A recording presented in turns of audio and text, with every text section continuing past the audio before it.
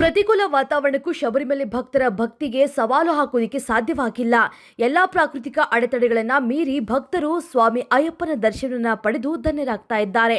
ಹೌದು, ಶಬರಿಮಲೆಯಲ್ಲಿ ಈಗ ಪ್ರತಿಕೂಲ ವಾತಾವರಣ ಸೃಷ್ಟಿಯಾಗಿದೆ.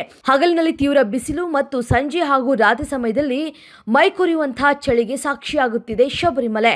ದಟ್ಟ ಮಂಜು, ಧೂಳು ಮಿಶ್ರಿತ ಗಾಳಿಯನ್ನ ಲೆಕ್ಕಿಸದೆ ಅಯ್ಯಪ್ಪನ ಭಕ್ತರು ಶಬರಿಮಲೆ ಬೆಟ್ಟವನ್ನ ಏರ್ತಾ ಇದ್ದಾರೆ.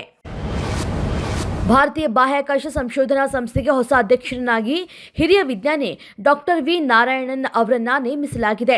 ಈ ಸಂಬಂಧ ಮಂಗಳವಾರ ಅಧಿಸೂಚನೆ ಹೊರಬಿದ್ದಿದೆ. ಹಾಲಿ ಅಧ್ಯಕ್ಷ ಎಸ್ ಸೋಮನಾಥ್ ಅವರಿಂದ ಜನವರಿ 14ರಂದು ವಿ ನಾರಾಯಣನ್ ಅವರು ಅಧಿಕಾರವನ್ನು ಸ್ವೀಕರಿಸಲಿದ್ದಾರೆ. ವಿ ನಾರಾಯಣನ್ ಅವರು ಸದ್ಯ ಲಿಕ್ವಿಡ್ ಪ್ರೊಪಲ್ಷನ್ ಸಿಸ್ಟಮ್ ಸೆಂಟರ್ನ ನಿರ್ದೇಶಕರಾಗಿದ್ದಾರೆ. 4 ದಶಕಗಳ ಕಾಲ ಇಸ್ರೋದಲ್ಲಿ ಹಲವು ಸ್ತರದ ಹುದ್ದೆಗಳನ್ನು ನಿಭಾಯಿಸಿದ್ದಾರೆ. ವೈಕುಂಠ ಏಕಾದಶಿ ಸಂದರ್ಭದಲ್ಲಿ ಹೆಚ್ಚಿನ ಸಂಖ್ಯೆಯಲ್ಲಿ ಸಾಮಾನ್ಯ ಯಾತ್ರಾರ್ಥಿಗಳಿಗೆ ವೈಕುಂಠ ದ್ವಾರವನ್ನ ಒದಗಿಸುವುದು ನಮ್ಮ ಪ್ರಮುಖ ಆದ್ಯತೆ ಆಗಿದೆ ಅಂತ ತಿರುಮಲ ತಿರುಪತಿ ದೇವಸ್ಥಾನದ ಕಾರ್ಯನಿರ್ವಾಹಕ ಅಧಿಕಾರಿ ಜೆ ಶ್ಯಾಮಲಾ ರಾವ್ ಸ್ಪಷ್ಟವಾಗಿ ತಿಳಿಸಿದ್ದಾರೆ. ವೈಕುಂಠ ದ್ವಾರ ದರ್ಶನ ಪಡೆಯುವುದು ಅತ್ಯಂತ ಪುಣ್ಯದ ಕೆಲಸ ಎನ್ನುವುದು ಲಕ್ಷಾಂತರ ಭಕ್ತರ ನಂಬಿಕೆ ಆಗಿದೆ.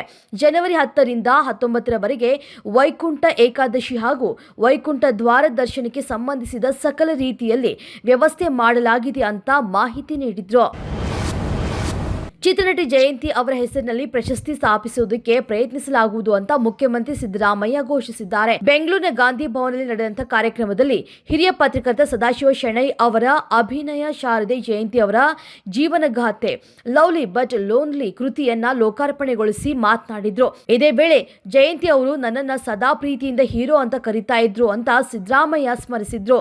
ಜಯಂತಿ ಅವರು ಅಪಾರ ಮನುಷ್ಯತ್ವ ಹೊಂದಿದ್ದ ಸ್ನೇಹಜೀವಿ ಆಗಿದ್ರು ಅಂತ ಹೇಳಿದ್ರು.